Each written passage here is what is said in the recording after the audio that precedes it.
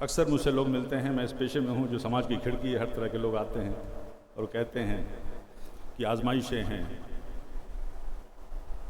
دشواریاں ہیں، وہ ہر دور میں رہی ہیں۔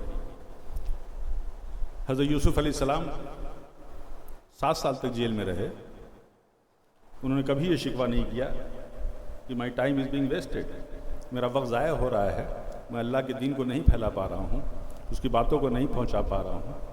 انہوں نے کبھی شکوہ نہیں کیا، بلکہ انہوں نے جیل کے قیدیوں پہ انسانیت اور محبت کا سبق سکھایا۔ وہ جیل میں بھی اتنے مطمئن تھے جتنا باہر مطمئن رہتے تھے۔ انہیں یہ معلوم تھا کہ اللہ کا ایک نظام ہے، ایک پلان ہے، اور میں اس کا حصہ ہوں۔ اور جب سزا مقرر پوری ہونے کے بعد جب وہ رہا ہوئے تو اسی مصر ملک کے بادشاہ بنے۔